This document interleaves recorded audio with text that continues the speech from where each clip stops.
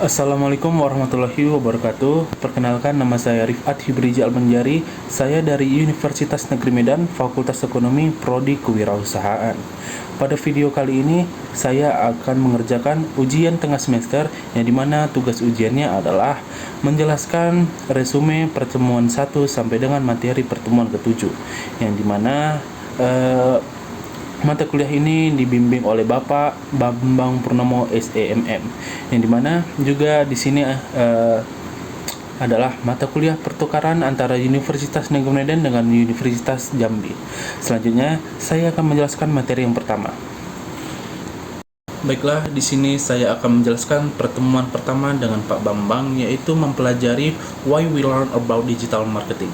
Mempelajari digital marketing sangat penting karena semakin banyak bisnis beralih ke platform online. Contohnya Tokopedia, Bukalapak, Shopee, TikTok Shop, dan yang lain-lain, yang membuat persaingan semakin ketat. Digital marketing memungkinkan penargetan audiens yang lebih spesifik dan pengukuran kinerja kampanye secara real time, serta menawarkan biaya yang lebih rendah dibandingkan metode tradisional. Selain itu, interaksi langsung dengan pelanggan dapat meningkatkan keterlibatan, dan keterampilan ini sangat dibutuhkan di pasar kerja saat ini. Dengan pemahaman digital marketing, Anda dapat memanfaatkan peluang untuk pertumbuhan pribadi dan profesional. Nah, dapat disimpulkan, kita belajar digital marketing ini sangatlah penting, apalagi di zaman sekarang itu banyak persaingan sudah melalui online, dan sekarang pasar-pasar sudah persaingan dengan online, seperti Facebook ada marketplace-nya, Tokopedia dengan TikTok Shop itu sudah bekerja sama. Maka dari itu, pentingnya kita mempelajari digital marketing agar kita mempunyai UMKM tidak kalah saing dengan usaha-usaha yang sekarang. Lanjut, kita pertemuan yang kedua. Pertemuan kedua, kami mempelajari masyarakat di era digital. Masyarakat di era digital ditandai oleh akses informasi yang cepat dan mudah melalui internet serta teknologi komunikasi. Interaksi sosial berlangsung lebih banyak melalui platform digital, mempengaruhi cara orang berkomunikasi dan membangun hubungan. Digitalisasi juga mengubah cara konsumen berbelanja, bekerja, dan belajar, menciptakan peluang baru, namun juga tantangan seperti privasi dan kecanduan teknologi.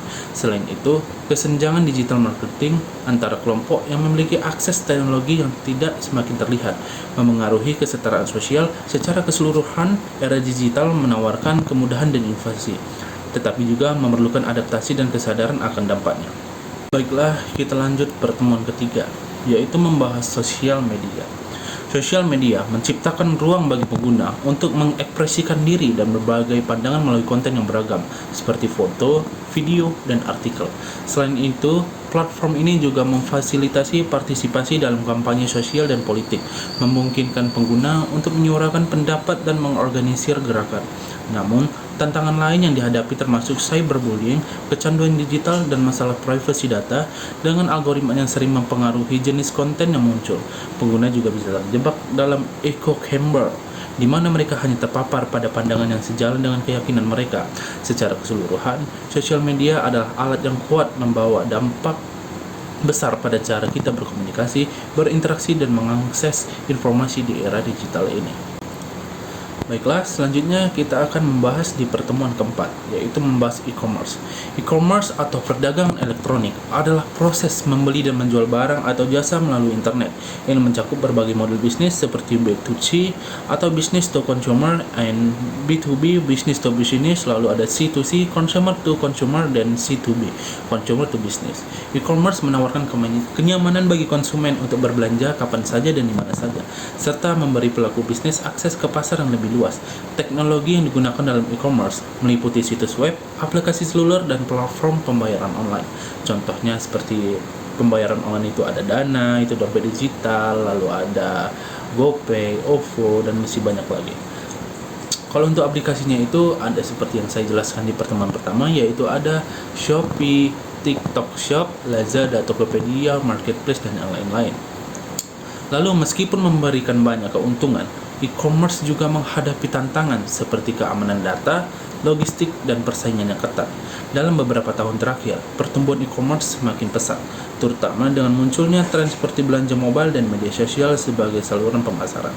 Nah, dengan adanya e-commerce ini, kita bisa lebih hemat tenaga, ataupun kita bisa belanja dengan melalui aplikasi ataupun hanya berdiam diri dengan di rumah. Betapa simpelnya zaman sekarang kita sudah mempunyai e-commerce. Lanjut, kita langsung ke pertemuan kelima, yaitu kami mempelajari website. Ringkasan materi website adalah gambaran singkat yang mencakup tujuan utama dan konten dari sebuah situs.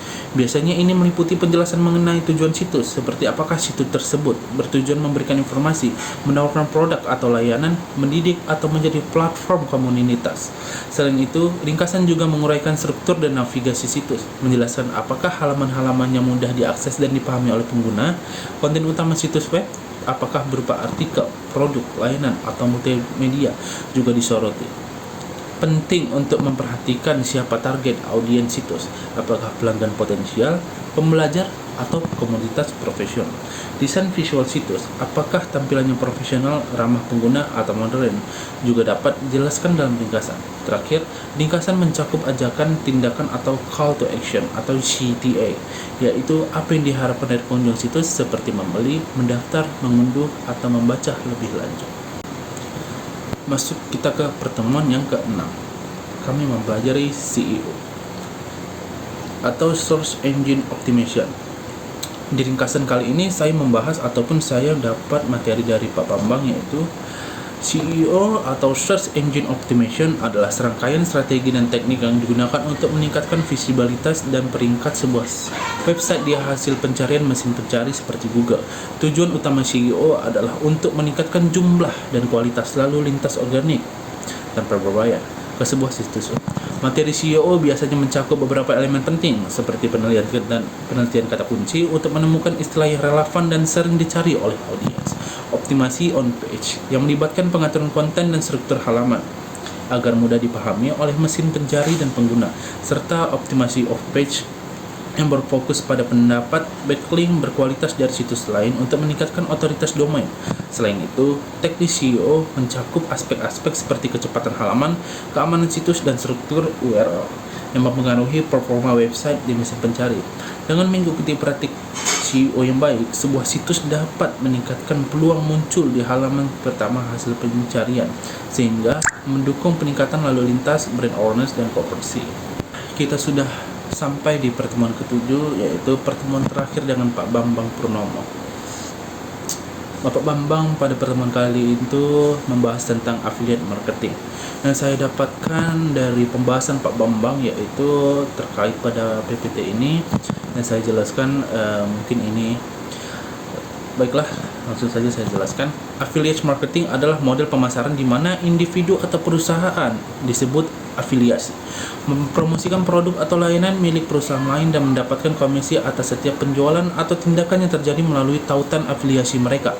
Program ini melibatkan 3 pihak utama: penjual atau merchant, pihak yang memiliki produk atau layanan, lalu ada afiliasi, orang atau pihak yang mempromosikan produk tersebut, dan konsumen atau pembeli produk atau pengguna layanan. Dalam affiliate marketing, afiliasi menggunakan berbagai strategi promosi seperti blog, media sosial, email marketing, atau iklan berbayar untuk mengarahkan lalu lintas ke produk atau layanan yang mereka promosikan. Setiap kali konsumen melakukan tindakan yang diinginkan, misalnya melakukan pembelian atau mendaftar untuk layanan, afiliasi mendapatkan komisi. Model ini sangat menarik karena memungkinkan penjual memperluas jangkauan pasar tanpa harus mengeluarkan biaya iklan di muka. Sementara afiliasi dapat memperoleh penghasilan pasif dengan memanfaatkan audiens atau platform yang mereka miliki. Kunci keberhasilan dalam affiliate marketing adalah memiliki produk yang relevan dengan audiens, memahami cara kerja program afiliasi, dan mengoptimalkan strategi promosi untuk hasil maksimal. Baiklah teman-teman dan penonton, mungkin segitu saja yang bisa dapat saya simpulkan dan bisa saya dapatkan ringkasan dari pertemuan 1 sampai pertemuan ke-7 mata kuliah digital marketing yang diampu oleh Bapak Bambang Purnomo SEMM. Besar harapan saya kepada teman-teman semua kita dapat berjuang bersama pada kuliah kali ini, dan terima kasih untuk Bapak Bambang Purnomo yang telah mengampu mata kuliah digital marketing. Terima kasih Bapak atas ilmu-ilmu yang telah Bapak berikan. Saya sangat mengapresiasi pertemuan kami dengan Bapak, dan saya sangat bangga bisa mengikuti program pertukaran mata kuliah dengan Universitas Jambi. Besar harapan saya juga bisa dapat main ke sana dan bisa berjumpa kepada teman-teman Universitas Jambi. Mohon maaf jika saya ada salah kata, dan terima kasih lagi kepada Bapak Bambang Purnomo yang telah menjadi dosen kami. Sekian dari saya tutup video kali ini dengan nama Rifat Hibrija Albanjari, mengucapkan terima kasih dan selamat pagi untuk kita semua. Assalamualaikum warahmatullahi wabarakatuh.